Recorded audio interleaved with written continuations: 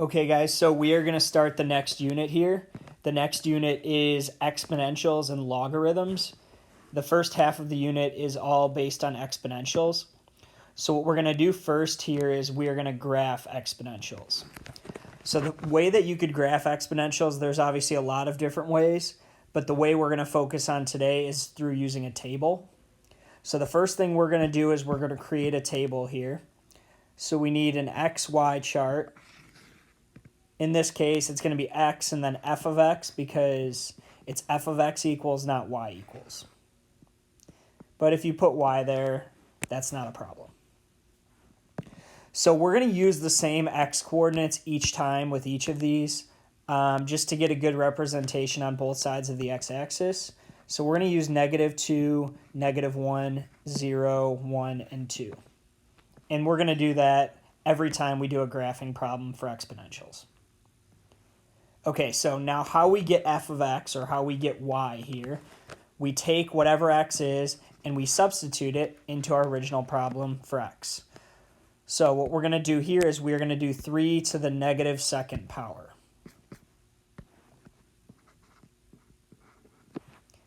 Well, 3 to the -2nd power, you could type that in the calculator and get the answer, or negative exponents mean that you need to make them positive by moving them to the denominator if they're in the numerator already.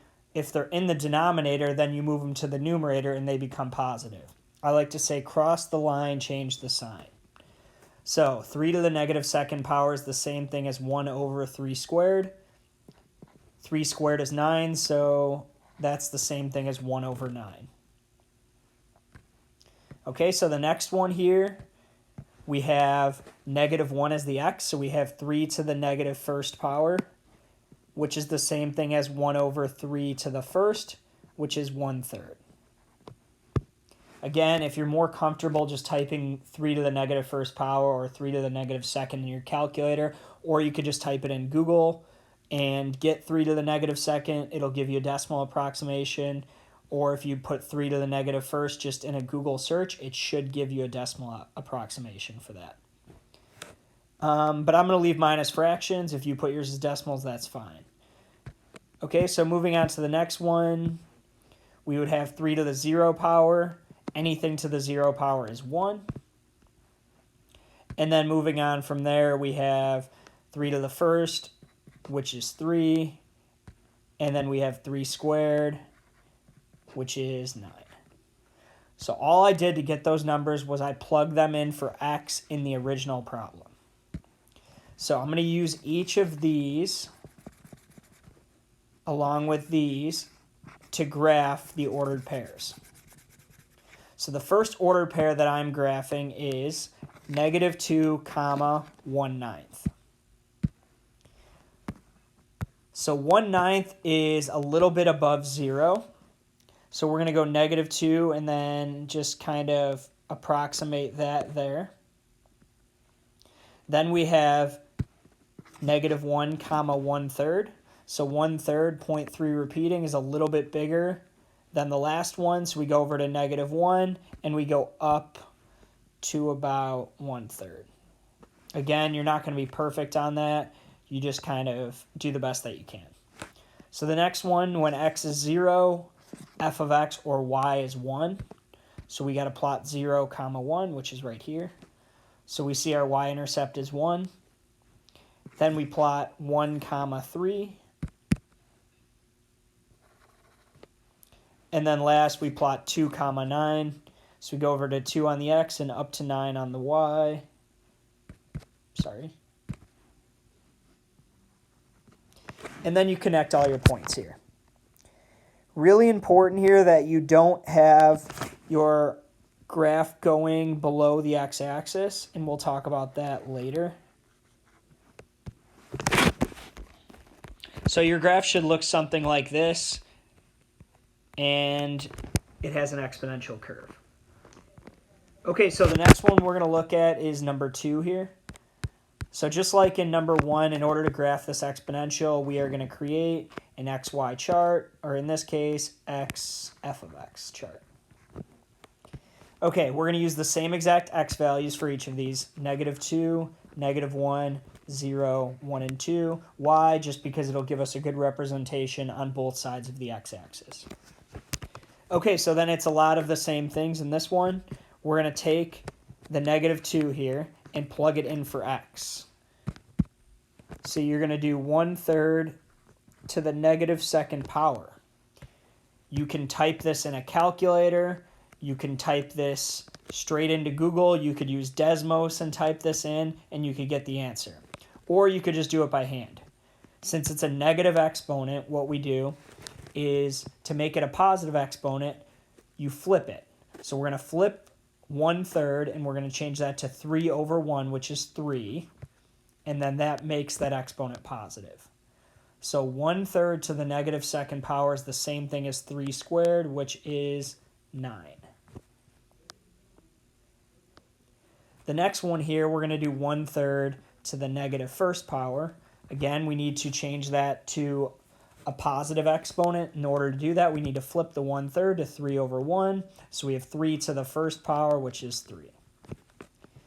Then we have 1/3 to the 0. Anything to the 0 power is 1. We have 1/3 to the 1st, which is 1/3. And we have 1/3 squared, which means 1/3 times 1/3, which is 1/9. So here all my y values are f of x values. And then here are my x values that I used. So now what we're going to do, just like in number 1, we're going to plot our points. So we're going to plot -2, 9 first. Then we're going to plot -1, 3. Then we're going to plot 0, 1. Then 1, 1/3. Again, it's not going to be perfect there. Just estimate it. And 2, 1/9. 1/9's a little bit smaller than 1/3. And then we connect the dots here.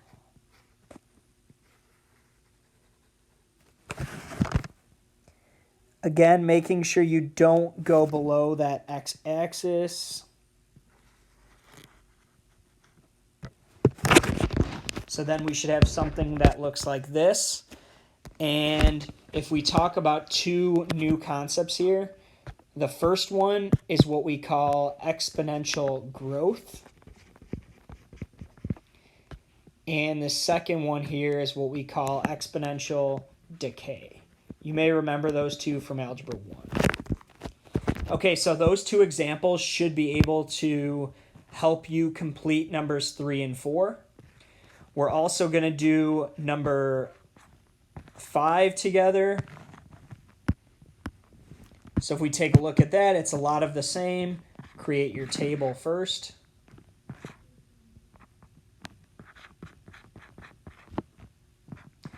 Same x coordinates, -2, -1, 0, 1, and 2. And then we plug them in. So we're going to plug in -2 for x first. So notice now we have that coefficient out front. So we have 2 times 1/2 to the -2nd. You could type that all in the calculator or use Google or Desmos like I've kind of talked about in number 1 and 2. So if that's easier for you, definitely do that. Or you can do it by hand. 1/2 to the -2nd is the same thing as +2 to the 2nd power. So +2 to the 2nd power would be 4, and 4 times 2 would be 8. So that whole thing equals 8. The next one, if we plug in -1 for x, 1/2 to the -1st power is the same thing as 2 to the 1st. 2 to the 1st is 2. 2 times 2 is 4. The next one, 1/2 to the 0 power. Anything to the 0 power is 1, and then 1 times 2 would be 2. So I forgot to mention this, but why I'm doing this exponent first is because in order of operations, you always do exponents before multiplication.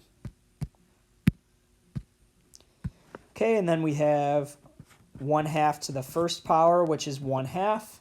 1/2 times 2 is 1. And then last one here, 1/2 to the second power would be 1/2 times 1/2, which is 1/4. 1/4 times 2 would be 1/2. Okay, so now it's a matter of plotting all of these points.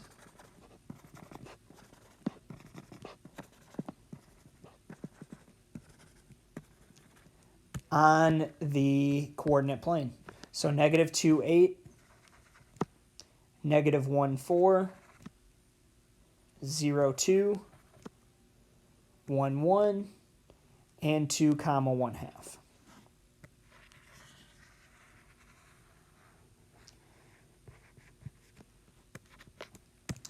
That's not the best exponential decay curve right there. It's a little sloppy. But you get the general shape of it. It kind of looks like an L. An exponential growth kind of looks like a J. So this, again, is exponential decay. Okay, so really quick here, just talking about how you can determine exponential growth and decay just by looking at the equations. So if we go up to the number 1 and 2, if you look at the base here, so every exponential has a base. The base is the number that is being raised to the exponent. So in number 1, the base is 3. If that base is greater than 1, then you know it's going to be growth. If that base is between 0 and 1, like 1/3 is, if the base is between 0 and 1, you know that it's going to be decay. So if I look through all of these problems, number 3 should be growth. It should be going up from left to right, increasing. Number 4 should be decay. It should be decreasing from left to right. Number 5, I'm looking at the number being raised to the power. So that's 1/2. That's the base. 1/2 is smaller than 1, but bigger than 0, so it should also be decay. This should be growth, decay, and growth. And then in numbers 5 through 8, that number out front, all this number is, it's telling you basically what the y-intercept is. So if you look at the green highlighted 2, you can tell that's going to be the y-intercept. On number 6, the y-intercept would be 3. 7, the y-intercept is going to be 1/2. And 8, the y-intercept is 1/3, meaning it crosses the y-axis at 0, 1/3. Okay, so what your guys' assignment here is to complete the rest of these. And you'll notice at the bottom of this page is the answer key. Please don't just copy the answer key. Check your answers when you're done, but use this video to help you out. I hope everybody's doing well, and please let me or Mrs. Luca know if you guys have any questions.